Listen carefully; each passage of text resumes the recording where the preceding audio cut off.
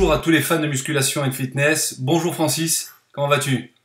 Bonjour Eric, je vais très bien et j'espère que tu vas très bien toi aussi. Écoute, on est en plein été, je suis en pleine forme, donc je suis prêt pour attaquer ce nouveau podcast avec toi et le partager à toute notre communauté qui va grandissante sur YouTube.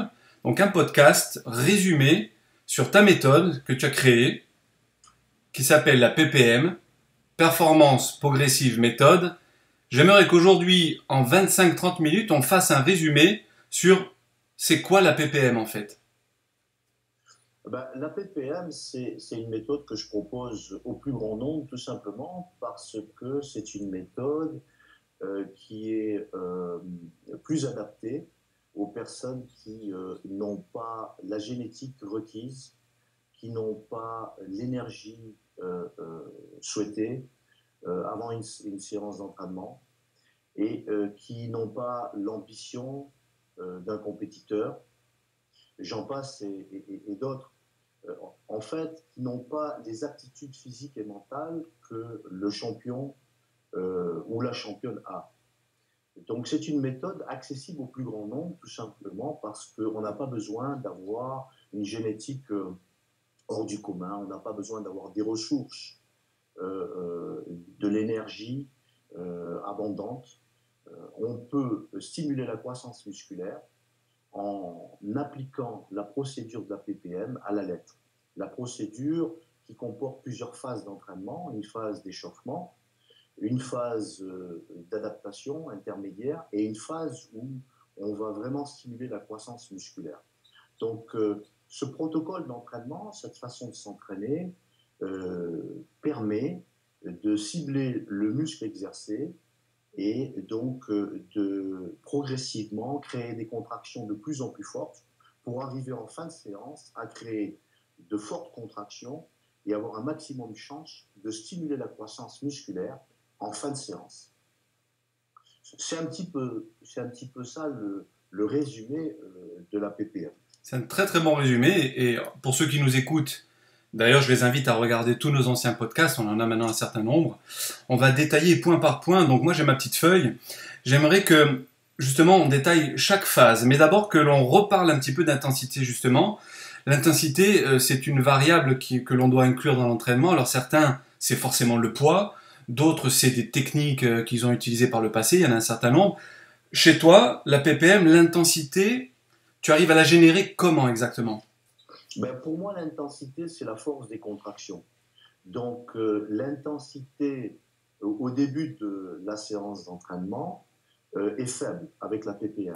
Tout est Et progressif. progressivement, l'intensité monte puisque les contractions sont de plus en plus fortes et les contractions deviennent vraiment fortes en fin de séance puisque on a créé donc un stress progressivement de plus en plus fort pour le muscle notamment. Et on sait que quand on crée un stress fort pour le muscle, automatiquement, il y a un stress qui est créé sur l'organisme tout entier. Et c'est pour ça que je propose une méthode d'entraînement qui permet de s'adapter progressivement à un stress de plus en plus élevé, ou si tu préfères, à une intensité de plus en plus forte, ou bien encore des contractions de plus en plus fortes qui arrivent au firmament, si je puis dire, où À les contractions l'apogée. sont vraiment à l'apogée exactement en fin de séance. Justement, Francis, on va se mettre dans la peau de tous ceux qui nous écoutent aujourd'hui. J'aimerais que l'on imagine que toi et moi nous nous trouvions donc à Cape Town, on est dans la salle d'entraînement. Je sais que tu insistes beaucoup sur la notion de mental en fait, d'implication mentale, c'est-à-dire gestion du stress, s'impliquer, commencer à s'impliquer dans la séance. Et j'aimerais qu'on détaille étape par étape. On arrive dans la salle de sport, on discute tous les deux, on stoppe les discussions, on commence notre entraînement. Alors il y a bien sûr un échauffement. On fait étape par étape, on y va? Allez, on y va. Donc, imaginons qu'on fasse les cuisses. Allez. On va. Moi, ce que je propose pour apprendre la procédure, c'est de faire un exercice simple, la leg extension. On commence à faire une série de 20 répétitions avec un poids qui correspond à cette série longue. Donc le poids est forcément léger. Mais il n'est pas question de faire plus de 20 répétitions, il n'est pas question non plus d'en faire moins. Donc il faut que le poids soit approprié. C'est un poids vraiment léger. Dès la Ça, c'est la première première série, série. tu commences mentalement à t'impliquer, à coordonner tes mouvements, à visualiser ta séance ou tu avances pas à pas. Non, en fait, c'est plus simple que ça. Bon, il y a des éléments à mettre en place, comme par exemple l'amplitude. Mhm. Il faut que l'amplitude soit complète. Donc faire un mouvement qui commence en début, et Parfaite puis extension, parfaite flexion. voilà, exactement. Il faut que les genoux soient verrouillés en fin de répétition, à chacune répétition. Il faut que les genoux soient bien verrouillés. On maintient la position où les genoux sont verrouillés pendant une petite seconde, 2 secondes. On descend lentement. Donc à 20 répétitions, le tempo n'est pas très lent, puisqu'il y a quand même 20 répétitions à faire, mais il est suffisamment lent pour ressentir un effet.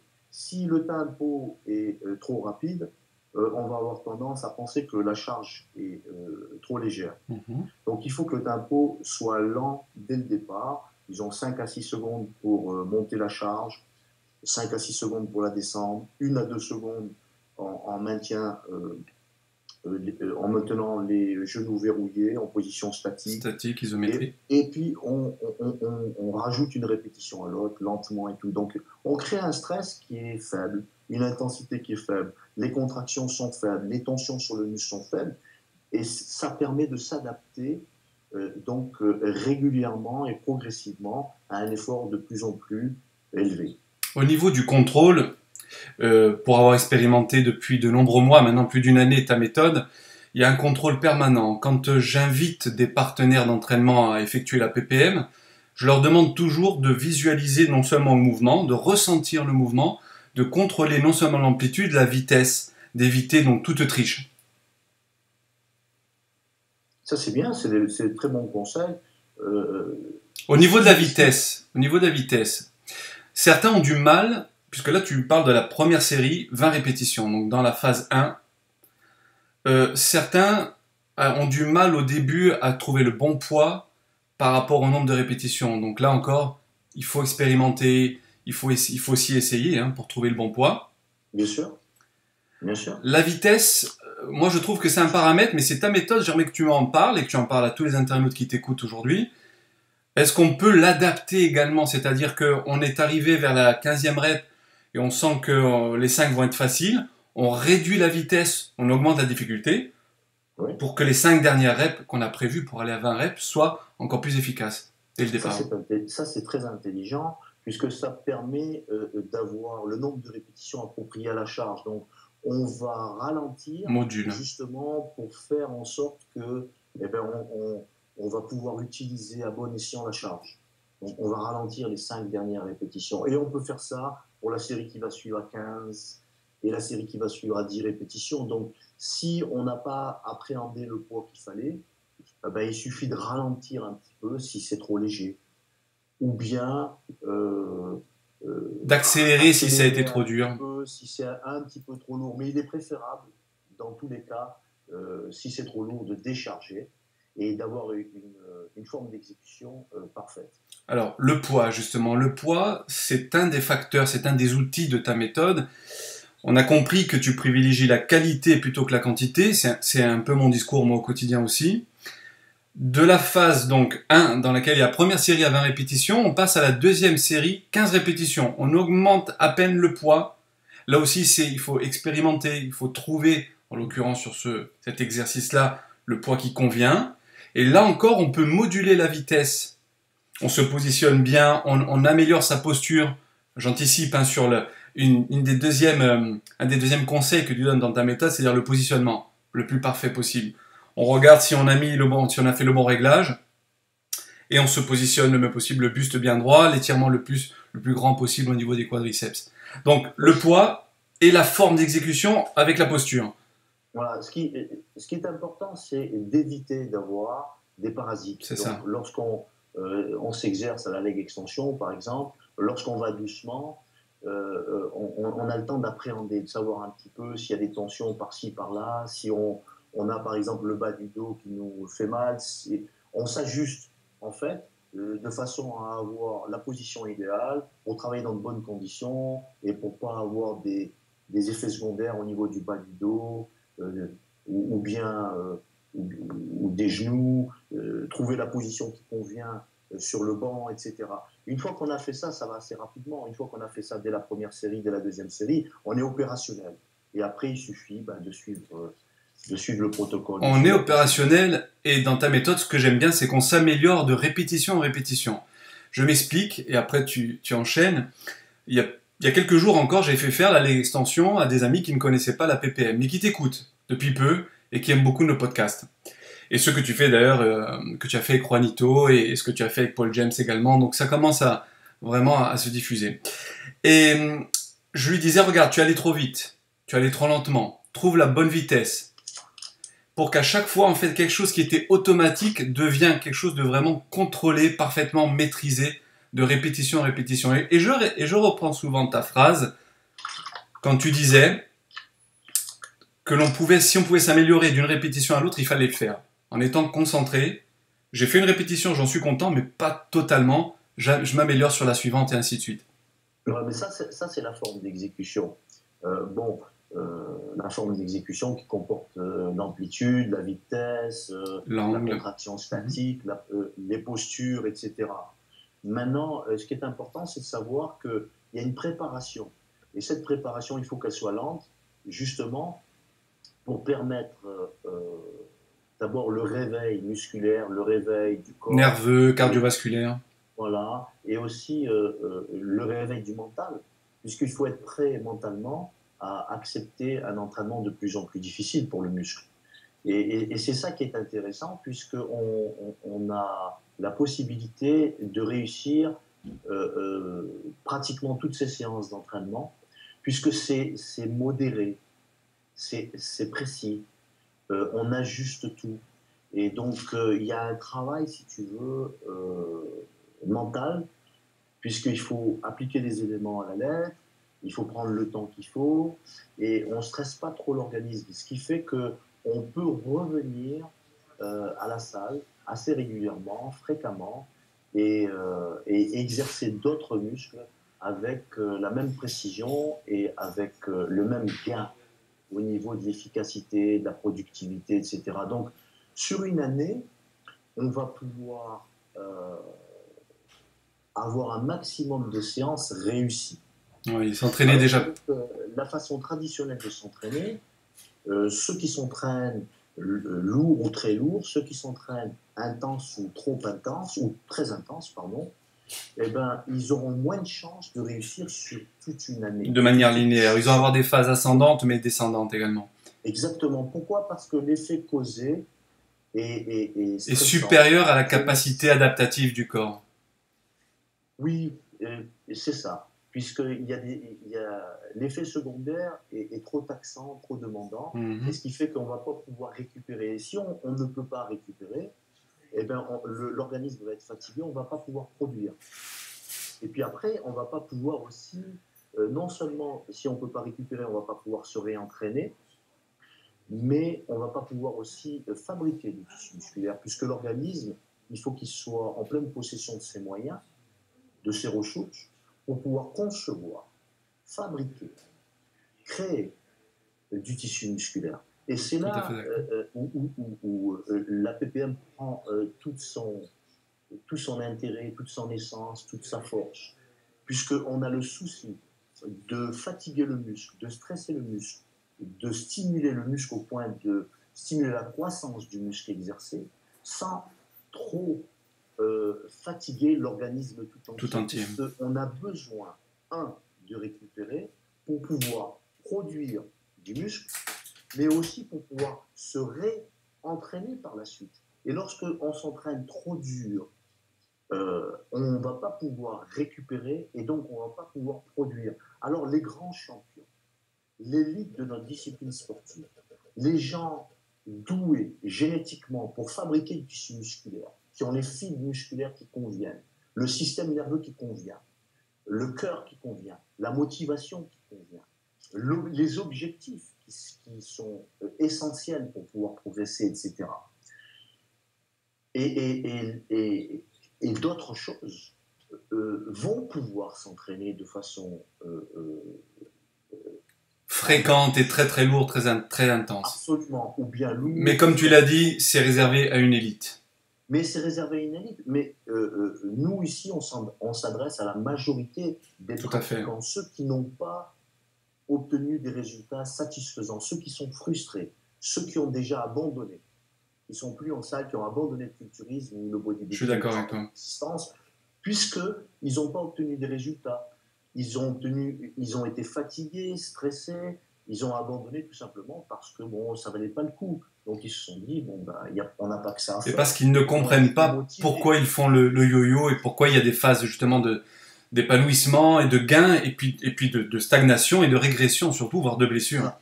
Et puis d'autres qui sont restés en salle, qui s'entraînent encore, eh ben, ils ont abandonné l'idée de progresser ou de maintenir un certain physique, tout simplement parce qu'ils n'ont pas la méthode qui convient.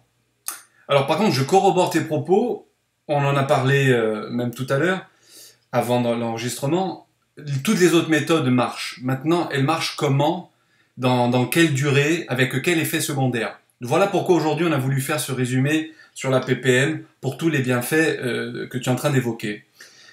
On a parlé de la phase 1. Donc phase 1, 20 répétitions, on module un petit peu la vitesse, on cherche la charge la plus adéquate et on fait le mouvement le plus parfait possible. 20 répétitions, deuxième série, 15 répétitions. Troisième série, 10 répétitions. Là, on est prêt à attaquer. Alors, ce qui est important de dire, Eric, excuse-moi de te couper, c'est qu'il y a une précision au niveau du nombre de répétitions. 20, 15, 10. Pourquoi? Parce que ça va nous permettre d'augmenter la charge à chaque fois, de 20 à 15, de 15 à 10. Et ça va nous permettre aussi d'améliorer tous les éléments qui sont l'amplitude, la vitesse. Quand on améliore la vitesse, par exemple, ça ne veut pas dire aller plus vite, ça veut dire au contraire aller moins vite. Puisque la PPM repose sur la vitesse d'entraînement. Plus on travaille lentement, plus on implique le muscle et les fibres musculaires qui composent le muscle. Alors plus c'est difficile pour le muscle, ou bien devrais-je dire plus on va lentement, et plus les fibres musculaires vont intervenir pour aider les fibres musculaires fatiguées à pouvoir lever la charge.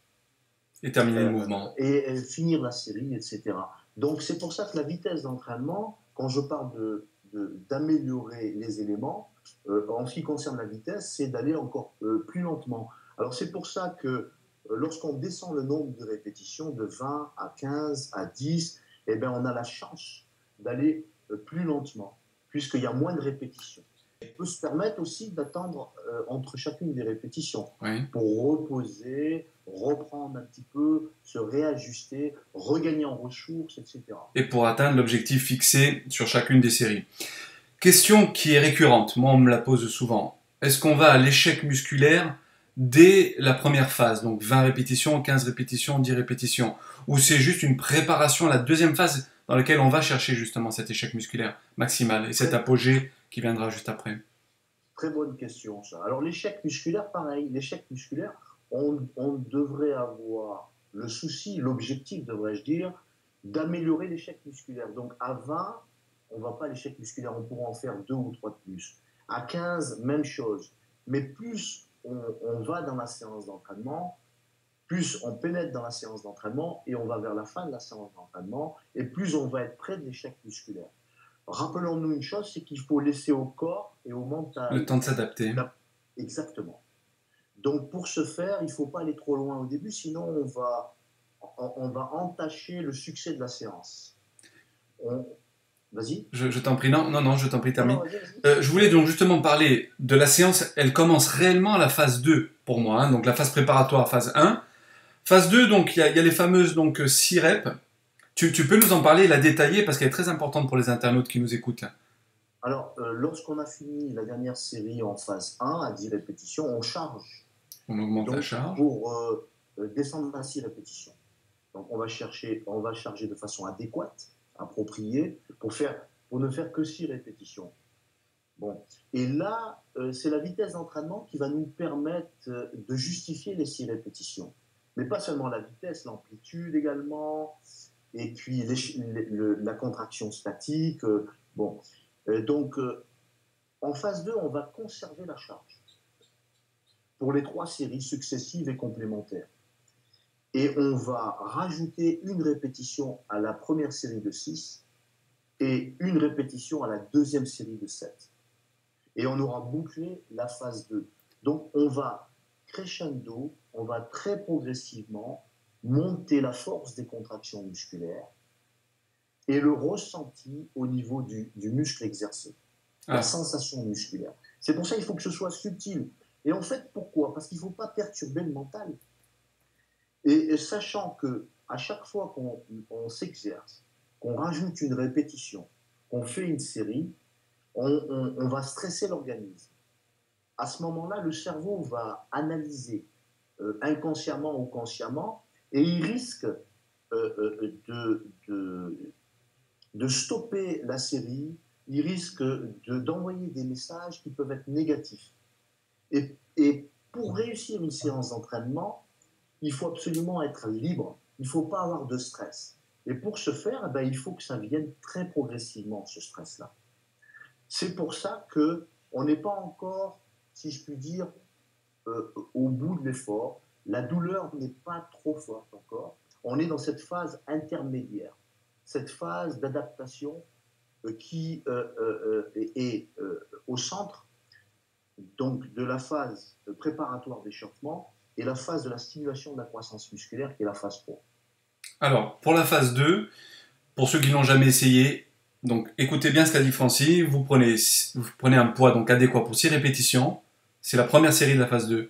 Deuxième série, vous rajoutez une répétition, donc 6 plus 1, avec le même poids, 7.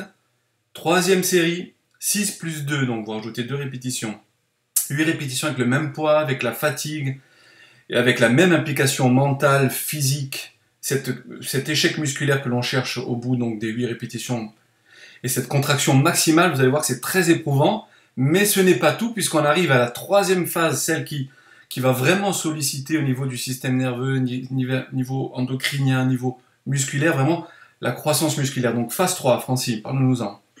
Alors au niveau de la phase 3, on est déjà apte, on est préparé à un effort plus important. Maximal même. Hein. Donc l'effet causé sur l'organisme est moindre.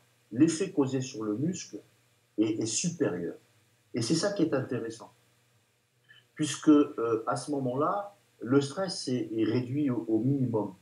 Et l'entraînement est presque parfait. Et on compte plus là-dessus que sur autre chose. On compte sur la perfection du mouvement, du geste, le choix précis des charges, du nombre de répétitions, le tempo, etc. Donc, en fait, on a presque bouclé le puzzle. On a presque fini le puzzle.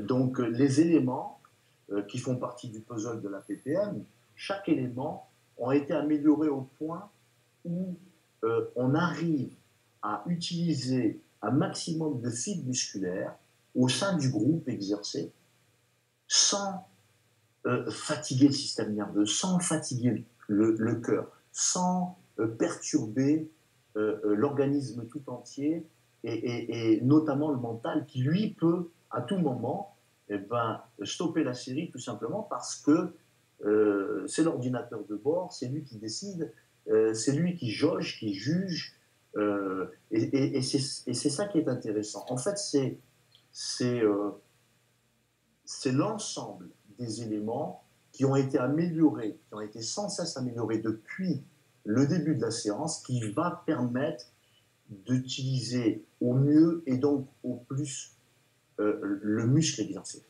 Il y a une notion aussi, au-delà de tout ça, de zéro déchet, qui me plaît dans ta méthode. Alors encore une fois, hein, toutes les méthodes sont bonnes, mais écoutez bien les raisons de cette méthode et essayez sur votre propre physique, vos propres entraînements. C'est cette notion de zéro perte, je disais, puisque chaque répétition compte, chaque contraction compte. Alors que parfois dans d'autres entraînements, il y a des échauffements partiels ou des séries perdues pour hypothétiquement et rapidement, la plupart du temps, atteindre un poids lourd Ça, uniquement. c'est très intéressant ce que tu dis, Eric, puisque tu dis parfois, il y a par exemple des pertes au niveau de certaines répétitions, de certaines séries. Moi, je dirais que est-ce qu'on peut travailler bien et très vite? Donc, lorsqu'on observe autour de nous les gens s'exercer, la plupart s'entraînent vite, ils font des mouvements qui ne sont pas complets, ils utilisent Des forces donc extérieures ou des les balanciers, des appuis. élans. Mhm. Bon, comment on peut être Pas précis d'implication mentale, de concentration, de comment on coordination peut musculaire. utiliser au mieux et donc au plus le muscle exercé lorsqu'on va très vite? Alors, Comment on peut être précis sur les charges? Comment on peut savoir où arrêter? Comment on peut savoir le nombre précis de séries qui conviennent pour stimuler la croissance musculaire lorsqu'on fait 3 ou 4 exercices par muscle, 4 ou 5 séries par exercice, 8, 10, 12, ils ne savent pas, répétitions par série. Comment on peut? Eh bien, c'est de l'à peu près. mais On va c'est ce essayer. que j'allais dire. Ta méthode C'est n'autorise pas pas difficile. l'à peu près. Tu vois? Ta méthode n'autorise pas l'à peu près, elle vise l'excellence selon tous les paramètres que tu as cités, hein, qualité du mouvement, vitesse d'exécution, tempo, placement, engagement mental, coordination neuromusculaire. Voilà, il y a beaucoup, beaucoup de choses. C'est la crème de la crème des techniques d'entraînement. C'est que je dirais un, un homme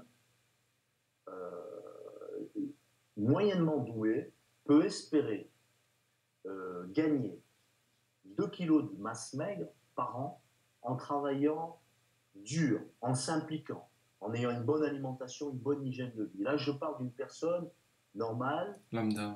une personne qui s'entraîne régulièrement, sérieusement.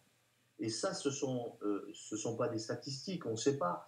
Mais je parle de 2 kilos de masse maigre, je ne parle pas de 2 kilos de poids sur la bascule. Il faut faire la distinction entre le poids qu'on peut gagner, qui peut être 70% d'eau, 10 ou 15% de graisse, et le reste, c'est du tissu musculaire. Et il suffit tout simplement, pour comprendre ce que je suis en train de dire, de voir lorsque les athlètes sont très secs en compétition, les bodybuilders, les compétiteurs, ce qui reste. Lorsqu'on fait des compétitions, les personnes qui sont vraiment sèches, eh ben, ont perdu énormément de poids, tout simplement parce que ces personnes-là ont perdu beaucoup d'eau et avec les régimes alimentaires, pour se définir au maximum, et du gras.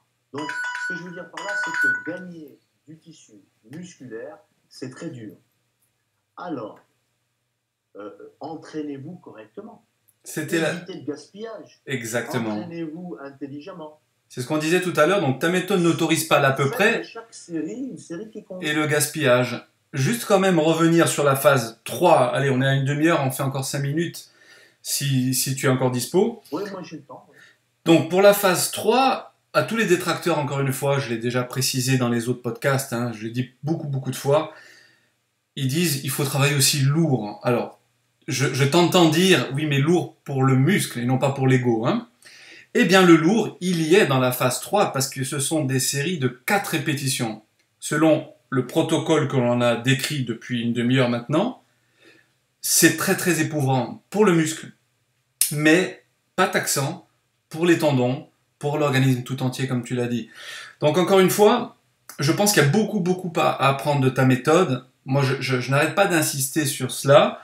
Je t'ai dit en off que j'utilise d'autres méthodes, je fais ma propre cuisine, mais j'intègre toujours toutes les notions que l'on a citées tout à l'heure. Ensuite, à tout un chacun de faire son expérience et de voir ce qu'il en est. Moi, je dirais que si les méthodes d'entraînement traditionnelles ne donnent pas des résultats, ben, l'intelligence voudrait qu'on change de méthode. Exactement. En tout cas, il faut tester, il faut faire encore une fois sa propre expérience. Oui, mais pas toute sa vie. Hein. Non, bien évidemment, bien évidemment. Mais je crois que... Il y a quelque chose qui ne marche pas, je veux dire, une personne qui n'est pas saine, elle continue à faire des choses qui ne fonctionnent pas. Donc une personne qui est saine, qui est intelligente, qui est équilibrée, eh ben, lorsqu'elle s'aperçoit par elle-même que les méthodes traditionnelles, lourdes ou intenses, ne fonctionnent pas, eh ben, il faut essayer autre chose. Tout à fait. Non seulement essayer, mais je le répète, trouver. Donc si à travers la PPM, vous trouvez la solution à votre stagnation ou simplement régression parfois, faites-nous en part en commentaire. Posez-nous les questions donc, qui vous intéressent en commentaire sous cette vidéo pour qu'on puisse l'aborder dans le prochain podcast. On le fera donc avec grand plaisir encore une fois, Francis et moi. Est-ce que...